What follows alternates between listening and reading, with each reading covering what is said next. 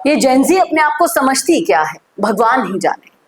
जिस तरह से आवेश में आकर, जोश जोश में आकर होश खो बैठती है, उसका खामियाजा किस तरह से भुगतना पड़ेगा ये अंजाम जाने बिना जो हरकतें कर देते हैं वो वाकई में बहुत ही ज्यादा पीड़ा देती हैं। नमस्कार, संवाद पर आपका स्वागत है। मैं हूं चेतना शर्मा आपके साथ। एक सोशल मीडिया पर वीडियो देखा जो वाकई में सोचने को मजबूर करता है कि इतनी सी उम्र और उसमें इस तरह की भाषा का इस्तेमाल एक सांसद के प्रति क्या होना चाहिए, क्या बोलना चाहिए, उन सबको ताक पर रखकर जो गाली गलौज ये युवा यहां पर कर रहा है, वाकई में सोचने को मजबूर कर रहा है कि आखिर हमारा समाज किस तरफ जा रहा है। देखिएगा किस तरह से भड़ास निकाल रहा है ये हनुमान बेनीवाल पर। तो हेलो दोस्तों, मैं कहना चाहूँगा, मैं पहले भी कह रही थी, अभी भी क्यों, हनुमान बेनीवाल है वो है। बाकी भैया कॉमेंट आ रहता है कि तेरे साथ यहाँ हो जी। काफी सारा भैया विष्णु भी कॉमेंट आ रहा, सब हर एक समाज का कॉमेंट आ रहा, राष्ट्र को छोड़ पड़ा कि तेरे यहाँ कर ले यहाँ कर ले। अरे भाई मैं तो अभी भी क्यों और हनुमान बेनीवाल क्यों, हनुमान बेनीवाल और जेडी चौधरी दोनों हुए कि नहीं खाली बक बक बक करे सोशल मीडिया में। अजीज खुलो चैलेंज दूं, राजपूत औलाद दूं, झुकूं कौन यार, वीडियो डिलीट नहीं करूँ आज तक, जो हो गया वो कर लिया। बेनीवाल यार जेडी चौधरी अजी क्यों क्या होते रूला। देखा आपने, सुना आपने। अब जिस तरह से अभी भी अंडे में से निकले नहीं हो भाई साहब, और पर देखिए आप इनके आसमान छूने की जो हरकत इन्होंने की है। अभी सोचा था कि दो चार ऐसे शब्द बोल दूंगा हनुमान बेनीवाल, क्योंकि वो ऑलरेडी लोकप्रिय हैं, मैं भी फेमस हो जाऊंगा। लेकिन इस फेम को पाने के चक्कर में जो ये अपना भविष्य खराब करने को आतुर है, जेल जाने को आतुर है, इसके बारे में स्पीचलेस हूं, कुछ कहा ही नहीं जा रहा है। लोग यहाँ पर ये कह रहे हैं कि बेचारे को फेमस तो होना है, अब ऐसी भाषा फेमस कर सकती है लोगों को। और बेनीवाल तो वैसे भी बदनाम है, बेनीवाल के पार्टी में गुंडे रहते हैं, इस तरह के डायलॉग आपने सुने होंगे सोशल मीडिया पर। और कई लोग कह रहे हैं कि ये नागौर का नहीं है, बाड़मेर का वीडियो है, बाड़मेर नागौर से लोगों को अब गुमराह करने की कोशिश की जा रही है हनुमान बेनीवाल के लिए। लेकिन लोग यही कह रहे हैं कि इस तरह की टिप्पणी सिर्फ और सिर्फ फेमस करने के लिए की जाती है, और हो भी जाएंगे हनुमान बेनीवाल पर टिप्पणी जो की है, हम फेमस हो भी जाने हैं। लेकिन जिस तरह से फेमस होने का गलत तरीका जेनजी अपनाती है किसी भी लोकप्रिय पर्सनालिटी को लेकर, जैसा कि छोटू सिंह रावणा ने किया था भाटी को लेकर, इस तरह की हरकतें सिर्फ थोड़े टाइम के लिए खुशी दे सकती है, लेकिन इसके दूरगामी परिणाम जो भुगतने पड़ेंगे उसका अंदाजा शायद इन लोगों को नहीं लगता। अपना भविष्य खराब कर सकते हैं जेल की सलाखों के पीछे जाकर। एक गरिमामय पद पर बैठे हुए इंसान के लिए किस तरह की भाषा प्रयोग करनी चाहिए इन लोगों को सिखाना पड़ेगा। ऐसे नहीं तो वैसे, समझ गए होंगे आप। लिखिएगा जरूर क्या कहना है आपका इस मुद्दे पर। ऐसे वीडियोस के लिए देखते रहिए संवाद भारत के लिए। नमस्कार। 90% बिजनेस यही गलती कर रहे हैं। आप भी नहीं लाए ना अपने बिजनेस को ऑनलाइन, और इसी वजह से सालों तक मेहनत करने के बाद भी वो रिजल्ट्स नहीं मिले जो मिलने चाहिए थे। क्योंकि राज सिर्फ अच्छे प्रोडक्ट का नहीं है, राज है लगातार दिखने का। क्योंकि आज के दौर में ना लोग बहुत स्मार्ट हो गए हैं, और इस डिजिटल दौर में सबसे पहले आपका सोशल मीडिया देखते हैं, उसके बाद ही आपसे खरीदते हैं। लेकिन सोचिए, अगर आपके पास हर हफ्ते प्रोफेशनल वीडियो हो, अगर आपके ब्रांड की कहानी रोज रोज नए लोगों तक नए नए तरीके से पहुंचे, अगर आपका बिजनेस भी लोगों के फीड में बार बार दिखाई दे, तो क्या होगा? यही काम कर रहा है मिशी मीडिया सॉल्यूशंस। हम सिर्फ वीडियोस नहीं बनाते, हम आपके बिजनेस को लोगों के दिमाग में जगह दिला देते हैं। स्क्रिप्ट से लेकर high quality shoot and editing तक सब कुछ प्रोफेशनल तरीके से। अगर आप भी जानना चाहते हैं कि आपके बिजनेस के लिए कौन सी कंटेंट स्ट्रैटेजी काम करेगी, तो ये भी हम आपको बताएंगे। और तो और हमारे 8 लाख से भी ज्यादा फॉलोअर्स और सब्सक्राइबर्स के बीच में प्रमोट भी करेंगे, वो भी बिल्कुल फ्री में। तो अभी डीएम करें, ग्रो कीजिए हमारे साथ और जानिए आपका ब्रांड कितना आगे जा सकता है।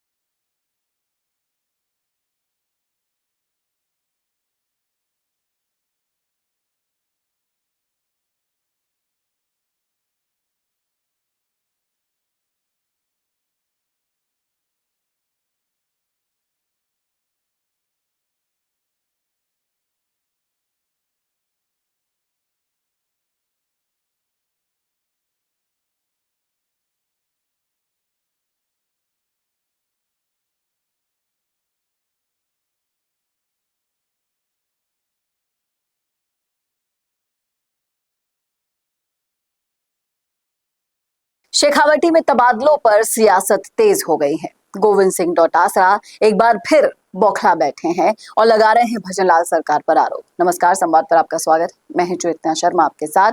तो तबादलों को लेकर एक बार फिर से सियासत गर्मा गई है। कांग्रेस प्रदेश अध्यक्ष और लक्ष्मणगढ़ विधायक गोविंद सिंह डोटासरा ने सीएम को आपत्ति पत्र लिख दिया है और कहा है कि सरकार राजनीतिक दुर्भावना के तहत विशेष रूप से शेखावटी क्षेत्र को निशाना बना रही है। डोटासरा का दावा है कि शिक्षा विभाग में किए गए बड़े पैमाने पर प्रशासनिक तबादले केवल प्रशासनिक निर्णय नहीं है, बल्कि जनप्रतिनिधियों और क्षेत्र विशेष को कमजोर करने की कोशिश है। आपको बताते हैं कि क्या आरोप लगाए डोटासरा ने। उनका कहना है कि उनके विधानसभा क्षेत्र लक्ष्मणगढ़ में शिक्षा विभाग के करीब 400 तबादले किए जा चुके हैं। उनका आरोप है कि इन तबादलों में सामान्य प्रक्रिया के बजाय प्रशासनिक आधार का ज्यादा उपयोग किया गया है और उन्होंने सोशल मीडिया पर कुछ आंकड़े भी पेश किए हैं, जिसे बताते हुए कहा है कि हाल ही में जारी द्वितीय श्रेणी शिक्षकों की सूची में लक्ष्मणगढ़ के 174 तबादलों में से 147 यानी कि लगभग 84% प्रशासनिक आधार पर किए गए तबादले हैं। उन्होंने दावा किया कि इससे पहले जारी व्याख्याता और प्रधानाचार्य तबादला सूचियों में भी 85% और 87% तबादले प्रशासनिक आधार पर किए गए थे। डोटासरा ने मुख्यमंत्री से सवाल किया कि क्या शेखावटी की जनता ने बीजेपी को इसलिए जनादेश दिया था कि एक विशेष क्षेत्र को निशाना बनाया जाए। उन्होंने आरोप लगाया कि सीकर, चूरू और झुंझुनू में तबादलों के जरिए शिक्षकों पर अनावश्यक दबाव बनाया जा रहा है। उनका ये भी कहना है कि लोकतंत्र में बहुमत सरकार बनाने का अधिकार तो देता है, लेकिन किसी क्षेत्र या वहां के लोगों के साथ भेदभाव करने का अधिकार बिल्कुल नहीं देता। शिक्षा व्यवस्था पर इसका असर पड़ने की आशंका भी डोटासरा ने जताई है, क्योंकि लगातार बड़े पैमाने पर हो रहे तबादलों से विद्यालयों की शिक्षा व्यवस्था प्रभावित हो रही है। शिक्षकों को बार बार ट्रांसफर किया जा रहा है, तो बच्चों की पढ़ाई कैसे होगी, ये सवाल उन्होंने उठाया। और ये स्थिति केवल लक्ष्मणगढ़ तक सीमित नहीं है, बल्कि प्रदेश के उन क्षेत्रों में भी देखने को मिल रही है जहां कांग्रेस के जनप्रतिनिधि हैं, यानी कि कांग्रेस के जनप्रतिनिधियों से बदला लिया जा रहा है, ऐसा उनका कहना है। और इसी के साथ साथ इस आरोप को लगाने के बाद सोशल मीडिया पर बहस जारी हो चुकी है। कांग्रेस इसे क्षेत्रीय भेदभाव और राजनीतिक प्रतिशोध का मामला बता रही है, जबकि सरकार की ओर से इस संबंध में प्रतिक्रिया अभी आई नहीं है। अब निगाहें सरकार के जवाब पर टिकी हैं। देखना वाकई में दिलचस्प होगा कि इन आरोपों का क्या जवाब सीएम भजनलाल देते हैं। क्या लगता है आपको कि वाकई में ये कोई प्रशासनिक दबाव के तहत किए गए तबादले हैं या फिर इसके पीछे की कहानी कुछ और हो सकती है? लिखिएगा राय जरूर कमेंट बॉक्स में। कैसा लगा वीडियो बताना ना भूलिएगा और ऐसे वीडियोस के लिए देखते रहिए संवाद भारत का, भारत के लिए। नमस्कार।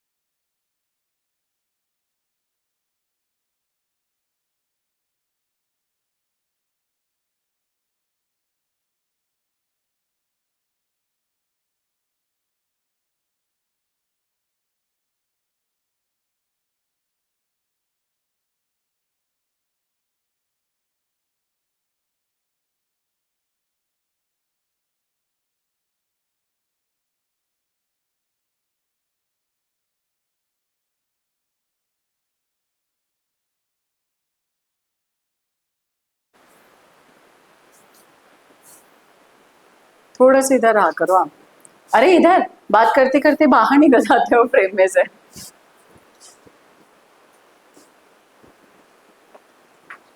एक बार फ्रेम सेट करोगे क्या दोनों के हिसाब से? मुझे छोटा लग रहा है फ्रेम। सर बात करते ही बाहर निकल जाएंगे उधर। Rock of Gibraltar.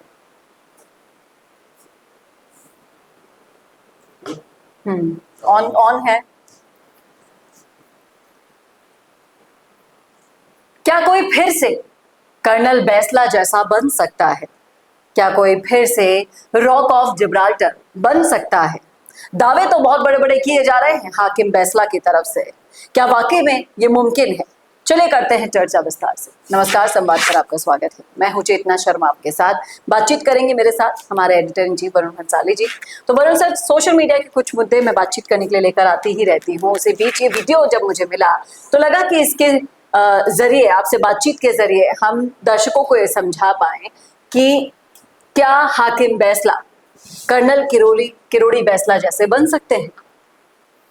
देखिए, पिछले 4-5 सालों में हम लोग जब भी गए अलग अलग तरह की रिपोर्टिंग्स करने के लिए, फिर चाहे वो देवधाम जोधपुरिया हो या और तमाम सारी रिपोर्टिंग्स हो, जहां पर हमें बहुत सारे गुर्जर भाई मिले और उन बहुत सारे लोगों ने एक ही बात बोली कि चाहे विजय बैसला आ गए हो, चाहे सचिन पायलट आ गए हो, चाहे और कोई भी लोग आ गए हो, अभी तक ऐसा कोई नहीं आया, ऐसा कोई नहीं दिखा जो कि किरोड़ी बैसला की जगह ले पाया।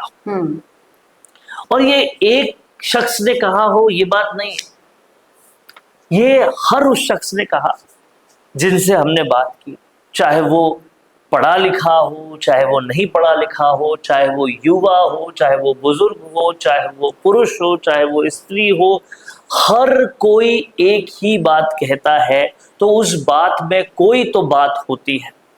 और कहीं ना कहीं जब अतुल प्रधान भी वह बनने की वो कोशिश कर रहे हैं कि मैं किरोड़ी बैसला की जगह ले लूं, कभी वो कोशिश पूर्ववर्ती सरकार के खेल मंत्री रहे अशोक चांदना भी करते हैं, वो कोशिश विजय बैसला तो लगातार ही कर रहे हैं, और ये कोशिश हिम्मत सिंह गुर्जर भी करते हैं, बहुत सारे लोग करते हैं। कई कोशिशें की गई लेकिन आज तक कोई भी कोशिश सफल नहीं हो पाई है। कोई उस पर्सनालिटी में जबरदस्त जादू था किरोड़ी लाल बैसला में, जिस जादू को वापस कोई नहीं ला पा रहा, और भविष्य में, निकट भविष्य में लगता भी है कि कोई नहीं ला पाएगा। लेकिन अगर हाकिम बैसला जो दावा कर रहे हैं उसके बारे में आपकी क्या राय? अगर आप हाकिम बैसला की दावे के बारे में बात करें तो कंपैरिजन करना है तो बहुत सारी चीजों से करना पड़ेगा। सबसे पहला कंपैरिजन ये करना पड़ेगा कि क्या आज हाकिम बैसला समेत जितने भी गुर्जर नेता है, एक नेता ऐसा बता दीजिए जिसके कहने भर पे से सारे धड़े एक हो जाते हैं, सब एक साथ आ जाते हैं, सब उनकी बात मानते हैं, और वो पूरी समझदारी के साथ सही को सही और गलत को गलत कहने का दम रखते हैं, हर चीज का निवारण हिंसा से नहीं करते। ये तो मात्र 1% क्वालिटीज है। मैं कहता हूं उन 1% क्वालिटीज में से आधी क्वालिटीज भी किसी में आ जाए तो भी जनता उन्हें किरोड़ी लाल बैसला की जगह स्थान दे देगी, पर वो क्वालिटीज नहीं आ पा रही। जिस तरह से आपने बातचीत में शुरुआत में कह दिया कि हमने कई लोगों से ये जाना हुआ है, ये रिक्त स्थान ना कभी भर सकता था और ना कभी भरेगा, क्योंकि हाकिम बैसला को जितना भी आपने पांचना बांध में सुना है, देखा है, जाना है, आपको क्या लगता है कि जो काम अभी किरोड़ी बाबा ने किया, क्या वो सोच, क्या वो मानसिकता यहाँ से आ रही थी? देखिए क्या है, जब मानसिकता हो हल की तरफ जाने की, सॉल्यूशन की तरफ जाने की, कैसे ये मामला सॉल्व हो सकता है इस तरफ जाने की, तब जाकर आप बड़े नेता बनते हो। आप सिर्फ जब समाज के बारे में सोचते हो, अपनी राजनीतिक रोटियों के बारे में नहीं सोचते हो, समाज की समस्या का हल कैसे होगा इस बात की तरफ आपका एकमात्र गोल रहता है, तब कहीं जाकर आप किरोड़ी लाल मीणा, किरोड़ी लाल बैसला ये बन पाते हो। ऐसे ही नहीं इन लोगों ने पूरी उम्र निकाल दी, अपने बाल सफेद कर दिए, इतना एक्सपीरियंस ले लिया। और क्यों सिर्फ पांचना बांध का मुद्दा? आप सोचिए, रीट अभ्यर्थी के 373 वाली जो भर्तियों का इतना समय से विरोध चल रहा है, लगातार सिकंदरा में कितने लंबे समय तक इन्होंने धरना दिया, वो लोग लिखने को मजबूर हो रहे हैं कि काश किरोड़ी मीणा जैसा नेता हमें भी मिलता तो हमें इतना लंबे समय इंतजार नहीं करना पड़ता, ये इंतजार खत्म नहीं हो रहा। कहाँ थे जब हाकिम बैसला? ये बात गुर्जर समाज या मीणा समाज की नहीं, ये बात है स्वार्थहीन नेतृत्व की। ऐसा नेतृत्व जो खुद के स्वार्थ के लिए नहीं, समाज के स्वार्थ के लिए काम करे। और मैं आपको एक चीज बताता हूँ कि अगर मीणा समाज में भी देखें तो ऐसे तो नरेश मीणा का नाम भी छोटा किरोड़ी लोग कहते हैं, और वो खुद भी ये मानते हैं कि कभी वो बड़े किरोड़ी जितने अनुभवी लेवल पे पहुंच पाना इतना आसान उनके लिए भी नहीं है, वो भी उसके लिए जद्दोजहद कर रहे हैं। ठीक वैसे ही गुर्जर समाज में भी किरोड़ी लाल बैंसला के लेवल तक पहुंच पाना अभी इन लोगों के लिए बहुत मुश्किल है। और मैं कहता हूं कि पांचना बांध का विवाद ना होता तो हाकिम सिंह बैंसला का नाम कितना सुना था सब लोगों ने। जी, वही मैंने अभी कहा आपको, यहाँ गुर्जर मीणा की बात नहीं है। मैं ये कह रही हूँ कि अगर आप समाज का हित सोचते हैं तो कहाँ गए वो सारे मुद्दे जो शायद आपको नहीं दिख रहे थे इससे पहले, जैसे ही पांचना शुरू होता है। शॉर्टकट जो होता है ना इनकी भी कि एंट्री उसी एक मुद्दा आया, उस मुद्दे में गरमा जाओ और शॉर्टकट लेके फटाफट राजनीति चमका जाओ, ऐसे नहीं होता। और शांति की अपील होने के बावजूद अगर आप इस तरह की सोच को खुद के जरिए उजागर करते हैं तो आप सोचिए कि ये स्वयं घोषित कर्नल बैंसला आप समाज का क्या हित कर पाए इस पूरे मुद्दे में। देखिए आप लोग समझिएगा, सुनिएगा कि अगर ये मान लो सोचते हैं कि एक समरावता से अगर नरेश मीणा बन जाते हैं या एक झालावाड़ से अगर नरेश मीणा बन जाते हैं तो हम भी एक पांचना कर ले नरेश मीणा बन जाए, नहीं। नरेश मीणा भी 25-26 सालों से राजनीति करते आए हैं और आज तक वो कई जूनियर्स को अपने बड़े बड़े नेता बनते अपनी आंखों के सामने देख लिया है। उस कड़वा घूंट को पीकर उन गरीबों के लिए काम करते हैं जिन गरीबों को कोई और पूछ भी नहीं रहा था, छत के छत गिर गई थी उनके ऊपर, उसके लिए जान जाने की नौबत आ चुकी थी, वहां तक इन्होंने अनशन किया।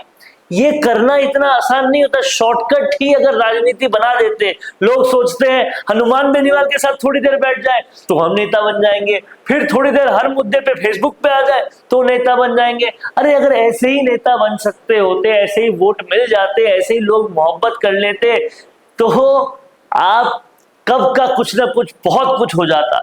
लेकिन लोग ऐसे नहीं बनते। किरोड़ी लाल मीणा को देखिए, high court, Meena high court में उनकी रिस्पेक्ट होती है, ये सब कुछ होता है, फिर भी वो 7 सीटों का वादा करते, 7 सीटें नहीं जिता पाते, अपने भाई को नहीं जिता पाते। तो ग्राउंड की राजनीति अलग है और ये शॉर्टकट्स अलग है।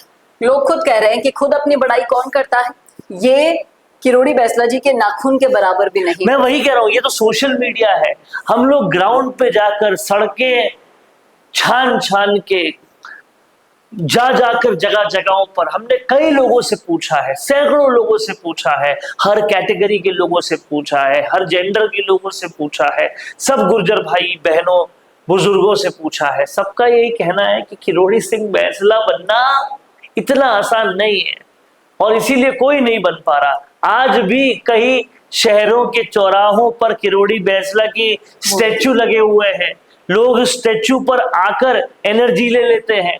ये आसान नहीं है किरोड़ी सिंह बैंसला बनना। कहने और करने में दिन रात का अंतर है। अगर हाकिम बैंसला को किरोड़ी बैंसला जी के जैसा बनना है, देखिए बराबरी या फिर उनका पद ले लेना तो उनके बस की बात नहीं है, लेकिन उनके जैसा भी बनना है तो बहुत सारी मेहनत, बहुत सारी लगन, अपने समाज के प्रति निस्वार्थ समर्पण होने के साथ साथ ढेरों ऐसी चीजें सीखनी होंगी और उसमें आपकी उम्र निकल जाएगी। क्या कहना है आपका, रखिएगा राय जरूर कमेंट बॉक्स में। कैसा लगा वीडियो बताना ना भूलेगा और ऐसे वीडियोस के लिए देखते रहिए संवाद भारत के लिए। नमस्कार।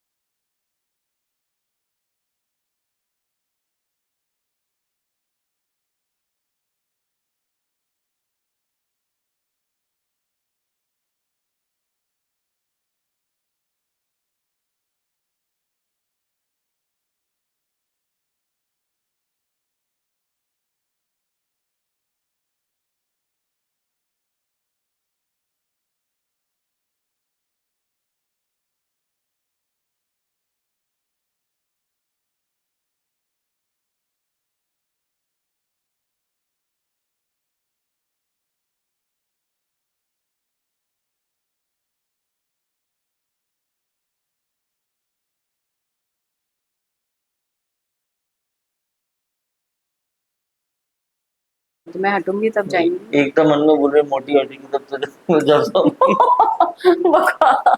ऐसी बोल रही थी। अच्छा, तुम्हारे मन की बात जानकर ऐसे बोल रहे हैं। बोल रही हूँ मोटी ने रास्ता रोक रहा, ऐसी बोल रही थी।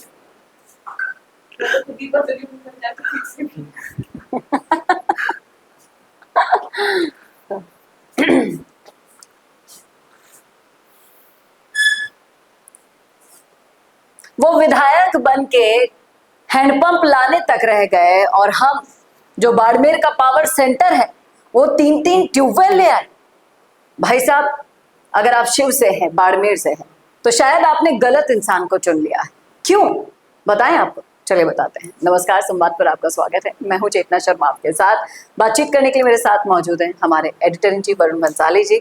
मुद्दा है बाड़मेर का, शिव विधानसभा क्षेत्र का, जिसका एक सोशल मीडिया पर ये वायरल हो रहा है स्वघोषित विधायक का क्रेडिट लेने का पूरा प्रकरण, जिसमें आप साफ साफ देख पा रहे हैं। स्क्रीन पर मैं कहूंगी कि हमारे एडिटर साहब दिखाएं कि कुछ नहीं होकर भी स्वरूप सिंह खारा चौथे नंबर पर इस लिस्ट में है और रविंद्र सिंह भाटी आपको दिखाई दे रहे हैं 9वें नंबर पर।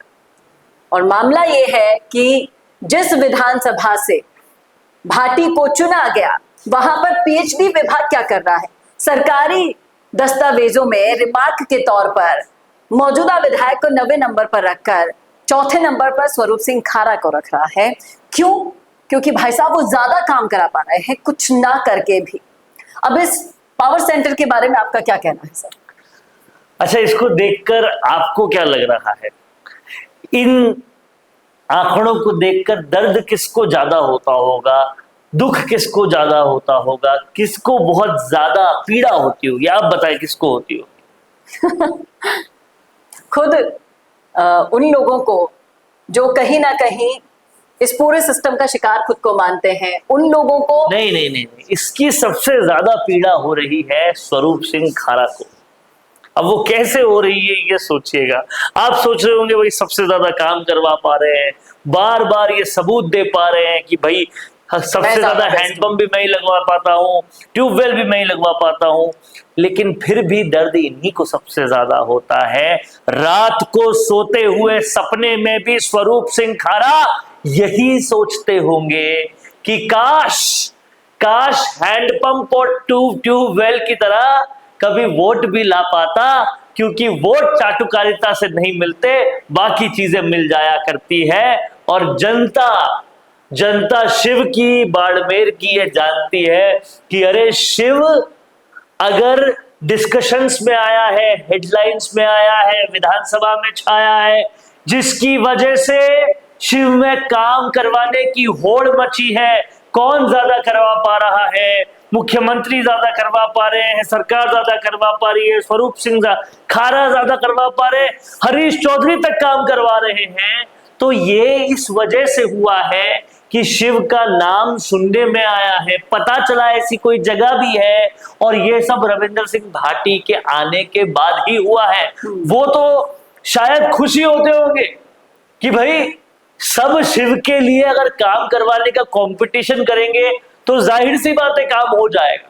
और रविंद्र सिंह भाटी की मंशा भी वही होगी। नींद अगर किसी को नहीं आती होगी तो स्वरूप सिंह खारा को नहीं आती होगी, क्योंकि इतना सब कुछ करने के बाद भी हर मंच पर मोर्चा रविंद्र सिंह भाटी ही बाजी मार जाते हैं। क्योंकि लोग बहुत समझदार है, वो समझते हैं कि जो राज्य सरकार है उनके बाशिंदे को वो ज्यादा अलोकेट कर रही है, ज्यादा बजट दे रही है, कोई दिक्कत नहीं है। लोग विधानसभा भी देखते हैं कौन राजनीति कर रहा है, कौन विकास के मुद्दे उठा रहा है। लोग देखते हैं कि किस तरह से छोटू सिंह रावड़ा को हथियार बनाकर किसके खिलाफ इस्तेमाल किया जाता है। लोग समझते हैं इन चीजों को कि कौन उनके साथ दिन रात सो जाता है कि कंपनियां उनके साथ किसी तरह का कुठाराघात नहीं कर सके। लोग जानते हैं कि कौन अपने ऊपर पेट्रोल डालने पर भी 1 मिनट भी नहीं सोचता है। वो बताना चाहते हैं कि किस तरह से सुनवाई नहीं हो रही लोगों की, और उसके बाद उस कंपनी को बैकफुट पे जाना ही पड़ता है। ये सब कुछ जीत रविंद्र सिंह भाटी की ही है और हार स्वरूप सिंह खारा की है, जो आज भी उन्हीं की तरह बाइक चला के रील बना के रविंद्र सिंह भाटी बनना चाहते हैं, लेकिन लोगों के प्यार मोहब्बत से कोसों दूर हैं। जितनी रविंद्र सिंह भाटी को मिल रही है उसकी बाल बराबर भी नहीं मिल पा रही। इस बात की किलसाहट आज भी है। लेकिन इसका फायदा अगर उठा पा रहा है तो कोई, तो वो शिव की जनता ही है। शिव की बिल्कुल। जनता अच्छे से जानती है कि देखिए विकास के लिए आतुर, जिस तरह से आपने बताया कि हरीश चौधरी भी है, खारा भी है, तो अच्छा है, ट्रिपल चौपल विकास हो रहा है शिव का। लेकिन यहाँ पर जो लोग बातचीत कर रहे हैं उस पर भी मैं आपका ध्यान खींचना चाहूंगी कि लोग ये कह रहे हैं कि अगर विधायकों का ही अपमान होगा इस तरह से और हारे हुए प्रत्याशियों को सम्मान मिलेगा ऐसे लिस्टों में, तो राजस्थान किस तरफ जाएगा? खुद सवाल देखिए, पूछिए। राजस्थान की जनता अब ये जान जाएगी कि राजनीतिक द्वेष किस हद तक जा सकता है और वो राजनीतिक द्वेष क्या कुछ करवा सकता है। लेकिन जब तक, जहां तक जनता का भला हो रहा है, उनका काम हो रहा है, तब तक सब कुछ ठीक है। और नहीं होगा तो हमारे लोकतंत्र की आज भी खूबसूरती है। हमारे पास योद्धा आज भी है। एक योद्धा नरेश मीणा जैसा है जो कहीं थोड़ी बहुत हिंसा करके काम कर लेता है। एक योद्धा रविंद्र सिंह भाटी जैसा है जो रात दिन आम लोग, गरीब लोग के साथ में सो सकता है, जाग सकता है, उनके साथ लड़ सकता है, उनके लिए अपने ऊपर पेट्रोल डाल सकता है। और इन दोनों तरह के योद्धाओं की, जो जनता के लिए लड़ना जानते हैं, आखिर में जीत इन्हीं की होती है। ये एक बहुत ही सुखद उदाहरण है। चाहे कितनी भी राजनीति कलयुग का कोई भी रूप ले ले, लेकिन फिर भी जीत योद्धाओं की ही होती है। याद योद्धाओं को ही रखा जाता है और जनता के लिए लड़ने वाले वो योद्धाओं में से एक रविंद्र सिंह भाटी भी है। इसमें कोई दो राहें नहीं है। इस बात को समझना जानना होगा। और जिस तरह से ये छोटे छोटे गोल पोस्ट पाके खुश हो जाते हैं स्वरूप सिंह खारा जैसे लोग, उनको एक कहानी हम सुनाना चाहते हैं। रियल कहानी है। जयपुर में कभी आइए और जयपुर का एक फेमस मंदिर है बिरला मंदिर, उसके सामने आप आ जाइए। वहां पे आपको एक ही नाम से कई सारे पाव भाजी के ठेले नजर आएंगे और उन सभी की पाव भाजी ठीक होगी, स्वादिष्ट होगी, लेकिन फायदा किसका होता है? फायदा जनता का होता है। जब एक साथ एक ही जगह पे बहुत सारे लोग जनता को खिलाने आ जाते हैं तो उन्हें अपने दाम कम, क्वालिटी ज्यादा रखनी पड़ती है, क्योंकि कंपटीशन ज्यादा होता है। इस कंपटीशन को करवाने में कामयाब रहे हैं रविंद्र सिंह भाटी और इस कंपटीशन की वजह से अच्छा विकास बिल्कुल उस टेस्टी पाव भाजी की तरह मिलता जा रहा है जनता। क्या कहना है आपका इस मुद्दे पर? रखिएगा राय जरूर कमेंट बॉक्स में, इसे अन्यथा ना लीजिएगा। कुछ लोग कहेंगे कि लोग फिर से आ गए, भाटी ने खिलाकर इनसे बुलवा लिया, लेकिन अगर आप ग्राउंड पर उतरकर रियलिटी देखेंगे तो अच्छे से समझ जाएंगे। और ये उदाहरण देने के बाद, समझने के बाद भी नहीं समझे तो फिर भगवान ही मालिक है। नमस्कार।